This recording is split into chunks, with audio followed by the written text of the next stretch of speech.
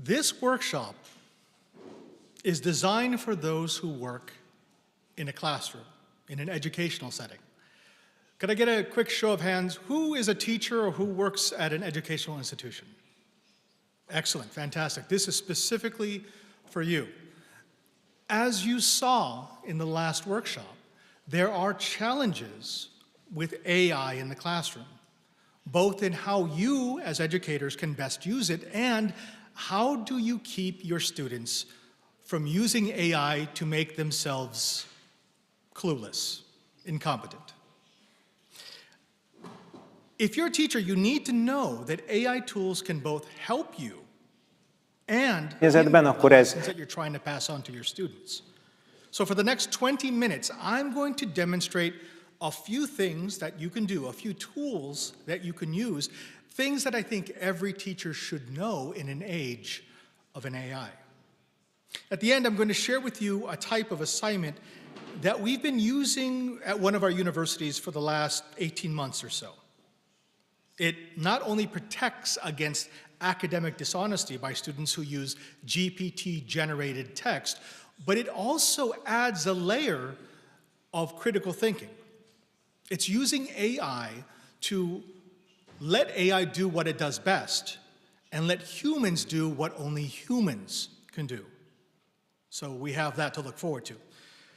But before we get there, I want to start with some interesting hacks that you as a teacher can use. The very first thing that you should know is that AI is very, very good at creating tests and quizzes.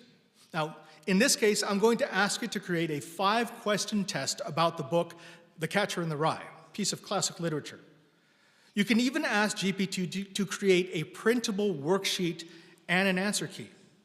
As GPT excels at natural language processing, it may be no surprise that the classics, like Catcher in the Rye, are part of the data set. In fact, most LLMs will process every piece of literature that they can, legally and sometimes illegally, because their models work better the more data that they have. So naturally, literature, especially published literature, is prime candidates to be part of a data set because they've already been edited, they've been corrected, and they've been published. An LLM that learns from a piece of published literature will naturally be better than every other LLM. And if there's one thing you can count on, it's that the companies who make these AIs will try to give their version, their service, every possible advantage. So what I've been able to do here is I've been able to ask an LLM, in this case ChatGPT, to give me a test that I can give to my students based on a book that they've probably read. But if you are a literature professor, a literature teacher, you can pretty much assume that any piece of literature that you teach is already in that LLM. Oh, it doesn't have to be just about a book in general. For example, one thing to note is that I gave ChatGPT very little in the way of instruction other than create a 5-question test about Catcher in the Rye. I could have just as easily told it to create 5 questions about the first 3 chapters of Catcher in the Rye. I could say, make it multiple choice, give 5 answers for each question, give 6, give 7.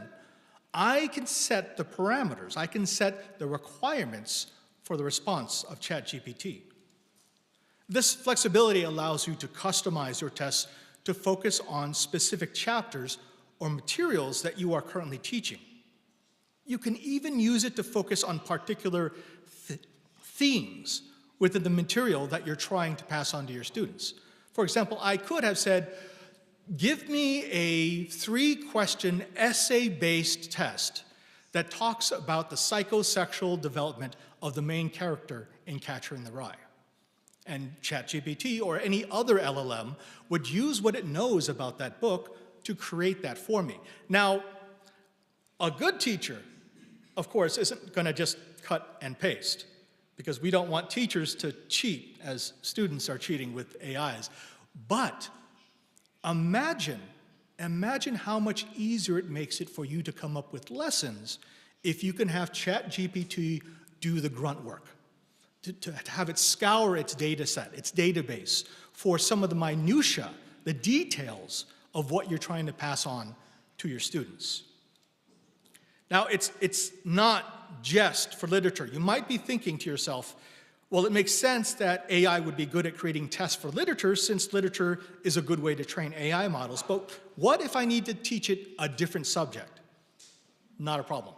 Here, I'm asking ChatGPT to create a math quiz that would be suitable for 12th graders. I gave it the additional requirement of being a 15-question quiz and making the questions of increasing difficulty. In this case, GPT is creating the questions from materials contained within algebra, trigonometry, calculus, and statistics. I should note that, maybe you noticed, I misspelled quiz in my query, and ChatGPT was still able to figure it out, again, because, as I mentioned in my keynote, it determines context based on probability. And so as it was reading my query, it realized that it was more probable that I meant quiz than quick. And just like with the previous examples, I can ask GPT to create a worksheet and an answer key. I could give it further instructions to focus on particular mathematical concepts. Let's say I have a class and they're really struggling with trinomials. Well, I could say create a 15-question test and make the last 3 difficult questions about trinomials. This is the power of using GPT inside of a classroom. By the way, I should mention that I'm so far away from learning this that I am almost positive that I could not answer any of these questions. Now, that's literature and math, but what about something like religion or history? Because now we move from regurgitation of facts to a little bit of analysis. Well, here I'm asking GPT to create a quiz about the history of the Catholic Church in Budapest. Again, just like before, if I give GPT more requirements, it can tailor the test according to the needs of my course and the proficiency of my students. And just like before, I could ask it to increase the difficulty. I could ask it to give more options for the multiple choice. I could even ask ChatGPT to create a worksheet with images for each question. So I think what I'm trying to get across is, if you're an educator, you need to be using ChatGPT, not because you can't do your job, not because you're not a good teacher, but because you need to know what it can do. It's only in knowing what it can do that you can understand what your students might be doing with it.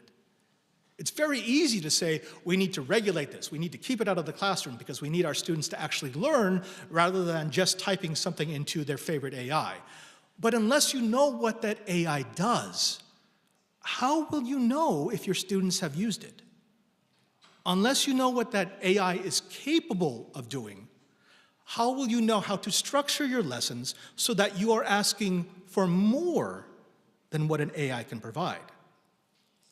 This isn't new. If you're an educator, you have been dealing with this all your professional life. Students have always looked for shortcuts. It's human nature. Now, whether it is that they're buying a paper from a friend or copying something online, or going to Wikipedia and giving you 10 paragraphs that they just read about the topic, this is sort of something that you just expect to have to do if you're an educator. So ChatGPT, all the AIs, it's just the next level. All right, let's move on from that to do one more thing, this time a programming quiz. So this is something that you might not expect ChatGPT to be able to do, or any AI, because it's not a data dump, it's not a factual thing, it's not math. This is a programming language that it shouldn't really understand how to generate a test for it. But in this case, I'm asking GPT to create a quiz for beginners, 101 level, very starting programmers, on students who are learning how to program in C++. And again, it's without any further requirements than that.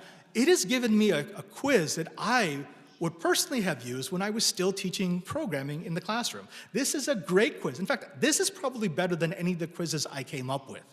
It's a good mix of different concepts, of code examples. It requires students to use all the different types of knowledge that they learned in my course. Now, I wouldn't use this directly from ChatGPT, but what I could do with this is I would take it and I would choose certain questions that fit what I have just taught my students. Again, it's a tool that as an educator I appreciate because it means I can focus on the things that my students are having difficulty with. Now, as you can see, AI can be exceptional. It can be an exceptional tool for creating tests and quizzes. Now, since multiple AI vendors offer services where you can train the model on your own data, that means that it's entirely possible for you to create a custom AI just for you. You can take the entire corpus of knowledge that you've generated over the years, all of your lessons, all of your tests, all of your quiz. You can even take all of the essays of your students that have been submitted, and you can make and train your own LLM. You could have an AI that serves your school, that specifically caters to your lesson plan, that is specifically designed to benefit students who are being taught the material the way that you or your school is teaching. That is the power of an LLM in the classroom, at least for a teacher. But it doesn't end there. AI tools can also be used to generate entire lessons, not just quizzes, but lessons and lesson plans. Here I'm asking ChatGPT to create a 50-minute lesson, so I'm even giving it a time frame on the effects of population growth in cities during the Industrial Revolution. And I'm telling it to include the Catholic encyclical Rerum Novarum. Now, a good teacher will, of course, customize these generated lessons to make sure that they reflect the material that they're trying to teach. But the fact that AI can now do some of the grunt work, can give you a lesson that will fit into the time that you have allotted, that can include specific topics that you want to include, all without you having to do anything other than ask and give it the requirements. That's amazing. This gives you more time to focus on the things that you need to focus on. And what you need to focus on is which students are absorbing the material and which students aren't. Imagine that. Imagine what this can do for education. Rather than you spending your time and your energy trying to make sure that you have the lesson plan for each and every single day, that you make sure that you're covering the material, instead, you look at the lesson plan that you generated, you let it create your worksheets, you let it create your homework, and then you can actually decide, this works for my student, this doesn't. They need more help with this, so I'm going to ask ChatGPT to expand that section. They're not to this yet. The possibilities for educators are limitless once you stop being afraid of AI. And again, the more you use it, the better you will become at using it. What I would say is, even if you don't plan to use an AI-generated lesson plan, even if you're not expecting to have quizzes that are generated by an LLM, it's important for you to use them now just to get into the practice of having them. These are just tools. These are just tools. And by the way, I asked ChatGPT at the end, when it created the lesson plan for that question about the Industrial Revolution, I asked it to create an image that would support the lesson. And this is what it came up with. This image has never existed, but looking at it, yes, that's the Industrial Revolution. That's another thing that it can do. It can help you to illustrate concepts. So rather than you searching around the internet for an image, a photo that you think might represent the lesson that you're trying to teach, you could ask ChatGPT specifically, give me an image that illustrates the thing that I'm trying to teach. Exceptionally, exceptionally powerful. Okay, now let's get to the white elephant in the room. If you're a teacher, the one thing that you are afraid of is that your students are cheating. We know that. we know because it's easy. You just saw in the previous workshop how easy it is for someone to generate text about the assignment that you've given them. This fear is completely justified because students are trying right now to use AI to take academic shortcuts. And if they're taking academic shortcuts, they're not learning. Now, since ChatGPT 4 passed the Turing test, it is no longer viable to do what we used to do. We used to have students at the beginning of a semester in the classroom write a paragraph or two. And we could use that as the baseline to compare against any future assignments that they might hand in. That somewhat still works because their style is contained within those paragraphs. But since GPT and all LLMs have gotten so good at creating text that is indistinguishable from human-generated text, it's no longer a safeguard. And in fact, we shouldn't be doing that. That's playing cat and mouse. That means every time there's an advancement in GPT, it means that we have to change our lesson plans. It means that every time the students figure out another way to shortcut, we need to think of, well, what if I do this? They can't do that anymore. Instead, I want you to start thinking about asking students to do the things that humans are good at, but AI isn't. Let's say I want my students to write an essay on the Industrial Revolution. Specifically, I want my students to write an essay on the effects of the Industrial Revolution on the farming output of the United States. So already I'm getting focused. I'm telling GPT, what is it that we're going to be doing? If you were to simply ask for that, a student could put the query in exactly as you have given it. What was the effect of the Industrial Revolution on the farming output of the United States? And here we have it. I've asked it to do one paragraph because I don't want it to be too long, but it's given me the assignment. In less than 30 seconds, my student can give me something which, I'm not going to read it right now, but it is actually an extremely well-written essay. And it does make very good points about the farming output of the United States. And in fact, if someone were to turn this in when I was still teaching, I would have no idea that this was generated by a machine. So how do I counter that? How do I fix that? How do I make it so that I'm forcing my students to use skills? I'm exercising their brains. I'm making sure that they're actually learning rather than just regurgitating. Well, first, I'm going to ask my students to use an AI of choice. So already I am acknowledging that they're going to use an AI. I'm building it into the lesson. Second, I'm going to ask that my students ask for sources. In GPT, and actually all LLMs, I can say, give me a paragraph about what the Industrial Revolution did to the farming output of the United States, and make sure to include sources. And GPT will include sources. But what this does is it allows me to also say, using that same engine, ask your AI, your LLM, to create another essay, another paragraph that counters the first, that refutes the first. So I'm telling my students to use AI to generate conflicting, mutually exclusive versions of an answer to a question that I'm asking, all with sources. That's the first part. The second part is to ask the students to write an essay that goes point by point through the original and the refutation, and using sources, explain why each point is good or invalid.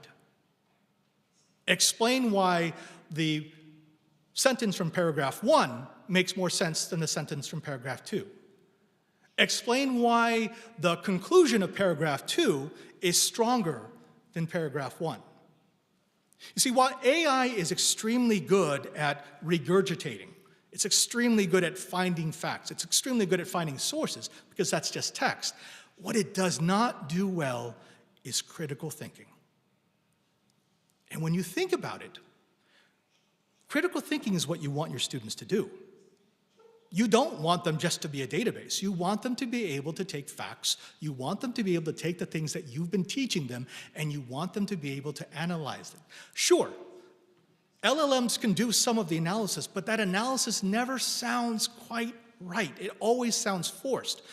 But if you do it this way, it allows you to, first of all, stop the game of trying to stop them from cheating with AI, because you're asking them to use AI. But then it forces them to develop the critical thinking skills that will go beyond the lesson. Imagine if doing it this way allows your student to read something off the internet, and instead of just accepting what they're reading, they've been trained by you to be critical about what they're reading, to compare it against a refutation, to actually look for the sources. Ultimately, that's what we're trying to teach in the modern teaching environment. A számonkéréssel kapcsolatban hallottam egy nagyon jó kérdést. A ChatGPT-től megkérdezték, hogy ebben és ebben a témában azt szeretném, mondjuk a Salingernek az zaphegyezőjében, hogy amire te nem tudsz válaszolni. Tehát ha diákok segítséget kérnek tőled, akkor nem tudsz válaszolni. Tehát milyen feladatot adjak nekik? Meg tudja esetleg fogalmazni kérdésként ezt az egyébként ötletet, hogy az előadó betűdik? Hát, hogy szerintem milyen választ fog adni a ChatGPT-re?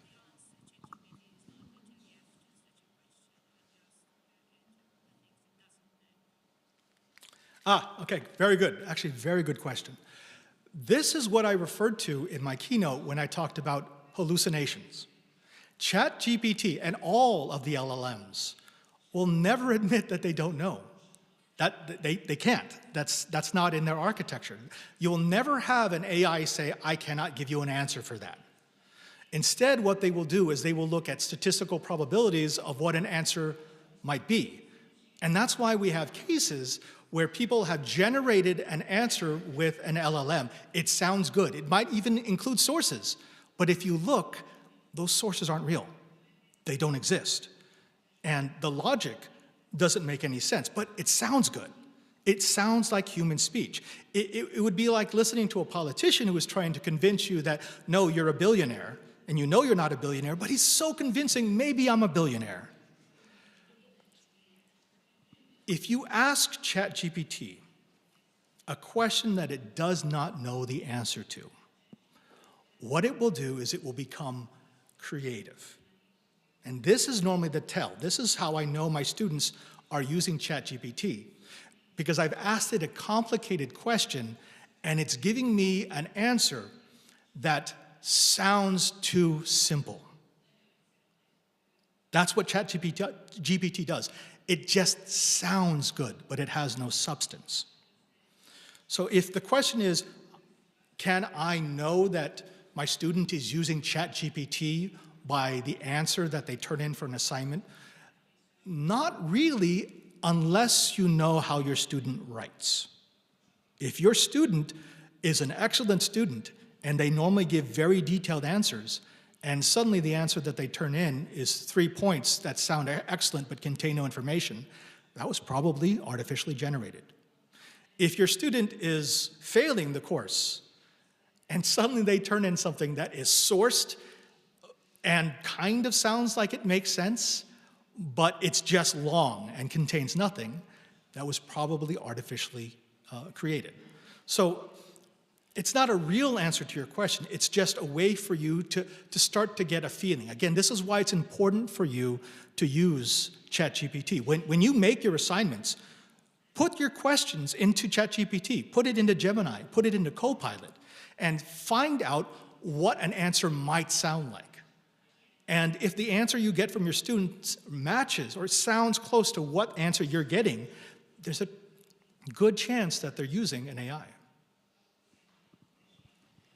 Thank you very much. I will speak in English for your talks here. I'm doing the legal education field. There is also a big issue whether in the future how that will transform the whole profession. And in legal education, there is a saying that the difference will be made between the future lawyers who use and who actually knows how to use AI. But back to your point with this example, to make a comparison with different detailed, contradicting texts, I'm not sure I quite understand your point here. Why it is not possible to ask by do it in an LLM model? The newest models, they also advanced in doing analysis or critical thinking. So I'm not sure I grab your point here. What is the difference with this kind of attitude in the end of the day? Thank you. I think what you're trying to ask me is, why couldn't an LLM write a point and a counterpoint and then do analysis of which one to trust? Yes, I mean, your point was, if I understood correctly, that ask the students to do this comparison and in this way force them to critical thinking. But what is the guarantee that they are not able to ask to do this in the same way from any kind of advanced LLM model? I am glad that you asked that, because as I was fine-tuning this presentation last night, I got a notification that OpenAI, which makes ChatGPT, has just improved the critical thinking module of ChatGPT. So actually, if you took the example I gave you today and you put it into ChatGPT, it would give you something that sounds like critical analysis. But as the first gentleman mentioned, when I read that, it sounds true, it sounds good, but the sources make no sense. And again, yes, it is a question of time. Eventually, ChatGPT will be able to give critical analysis, but it will only be able to give critical analysis because it has absorbed sources that are doing critical analysis on that particular topic. So there is a challenge there, and the challenge is you need to start picking assignments, quizzes, tests with material that ChatGPT and the other LLMs haven't yet fully absorbed. Better than that, you need to make sure that as you are generating these assignments for your students, you are giving them interesting questions. Because if you're giving them interesting questions and if you're asking them to show what they've learned, then the likelihood that they're going to use their own brain rather than ChatGPT goes way, way up. So again, this is not a foolproof way to keep students from cheating, but it is a very good way to entice students not to cheat.